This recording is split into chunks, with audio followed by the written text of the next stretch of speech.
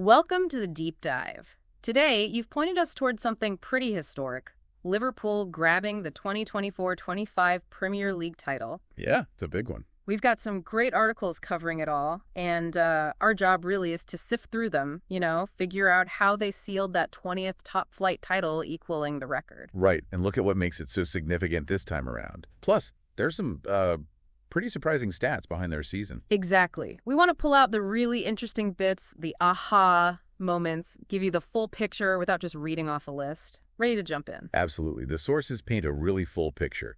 The final game, the history, Arne Slot's incredible debut season, lots to unpack. Okay, let's start with that title clincher. A huge 5-1 win against Spurs at Anfield. I mean, talk about sealing it in style. Definitely a statement. That was Sunday, April 27th. And crucially, it put them mathematically out of reach. Arsenal couldn't catch them. With 4 games still left to play, that seems unusually early. It is quite early. Puts them in pretty elite company. Only the 7th team, I think, to wrap up the Premier League title with that many games spare. Wow. And the game itself, Spurs actually scored first, didn't they? Solanke. They did, which, could rattle some teams, especially with the title right there. But not this Liverpool side, apparently. Well, they just roared back. Yeah. Goals from Diaz, McAllister, Gakpo, Salah, plus an own goal, 5 unanswered. That response says a lot, doesn't it, about their mentality this season? It really does. Shows resilience, whether that's purely Slot or, building on that Klopp foundation. Yeah. Probably a bit of both. Yeah, that never-give-up attitude felt very Klopp era, but to see it continue so strongly under Slot is, well, it's impressive. And Anfield must have been absolutely bouncing. Oh, you'd imagine, especially thinking back to their last Premier League win in 1920. Exactly. That was mostly behind closed doors because of the pandemic. So this went winning it with the fans, being able to celebrate properly, that's a key difference.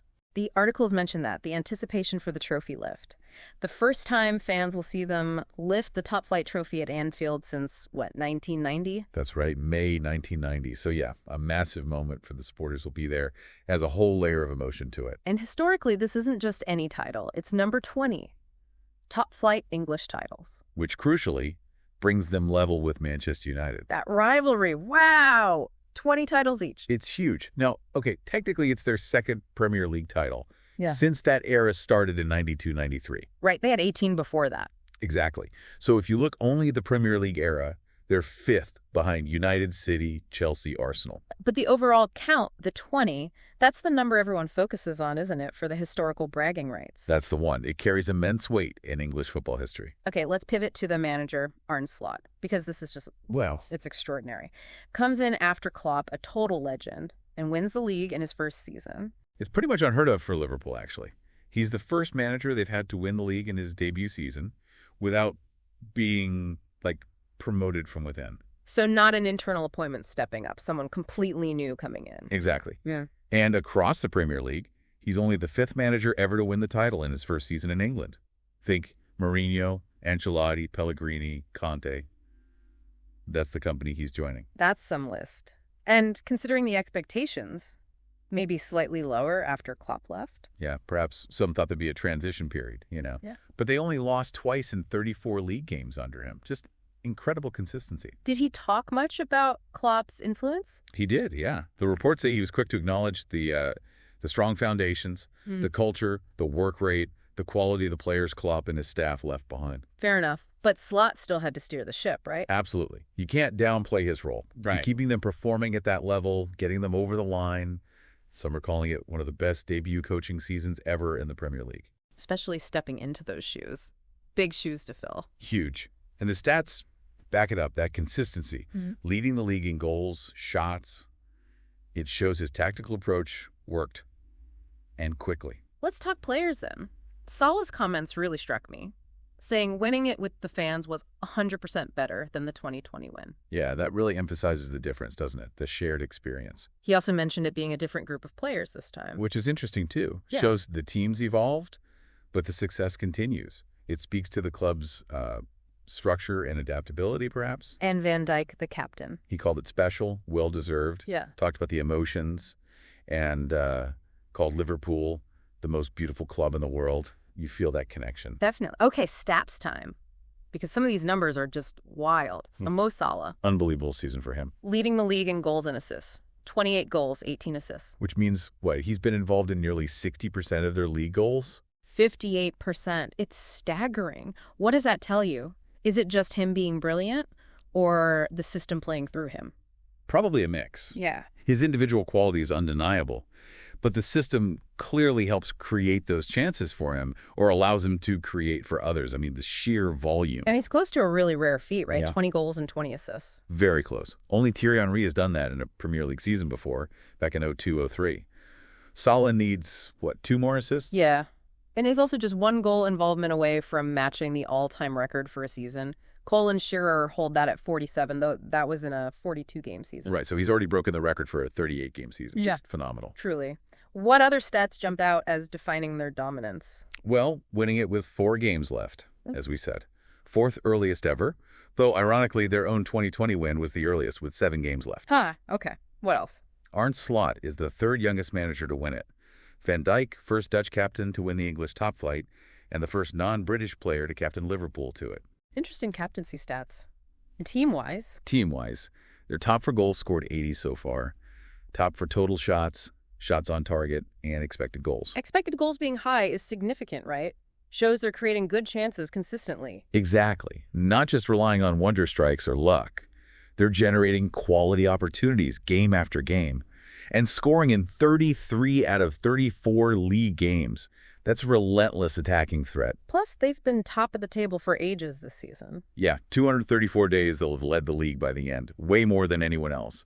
That really shows sustained performance, not just a late surge. And there was that quirky stat about squad continuity. Oh yeah, that's fascinating. They're the only team this season where every single player who started a league match also started at least 1 league match for them last season in 23-24. So 0 debutant starters across the entire league campaign. Seems so. Which highlights the stability Slot inherited. He built on a very solid, known group, didn't need a massive squad overhaul to win the title. Incredible. Okay, so looking forward, trophy presentation is after the last home game, Crystal Palace on May 25th. That'll be huge at Anfield. Massive. Like we said, first time seeing that trophy lifted there since 1990. A parade planned for the next day, too, the Monday. And they still have games left. Chelsea, Arsenal, Brighton, then Palace. Yep. Still some big fixtures. Be interesting to see if they keep the foot down, maybe chase some more records or rotate a bit. And Pep Guardiola congratulated them. He did. Publicly acknowledged they deserved it. A sign of respect between rivals. Okay, let's address the elephant in the room, the rivalry. 20 titles each. Manchester United versus Liverpool. Who has the bigger trophy cabinet? Ah, the eternal debate. Gets complicated, right? He seems to hinge on the Community Shield. Pretty much. United claims 68 major trophies now, which would technically equal Liverpool's tally 52 before this season, plus this title makes 53. Okay.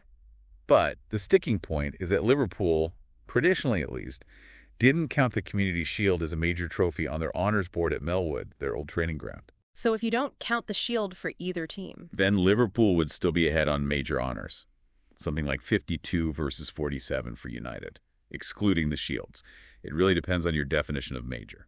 fascinating. It shows how history and club tradition shape these narratives, doesn't it? Absolutely. It fuels the rivalry, keeps the debate going. So let's wrap this up. A truly historic season for Liverpool. They've hit that magic number 20 drawing level with United. They did it dominantly under a new manager in his first year, Arne Slot, yeah. An incredible achievement. culminating in a celebration with the fans, which clearly meant a lot. Definitely. And the stats just underline the quality, the attacking firepower, Salah's ridiculous numbers, the overall consistency. A massive chapter added to Liverpool's story. No doubt about it. A significant marker in English football history. Okay, so here's something to leave you thinking about. We've talked about Liverpool and United, their different eras of dominance, this whole trophy count debate. What actually defines historical success for a club like this? Is it purely about that top flight title count? Or do other things factor in more heavily for, the fans and the wider story? Things like winning different types of trophies, European success, maybe periods of sustained dominance, or even how you win. Yeah, the style of play, the iconic moments. Does his latest Liverpool title won in this way shift that discussion at all? Something to chew on. Thanks for joining us for this deep dive.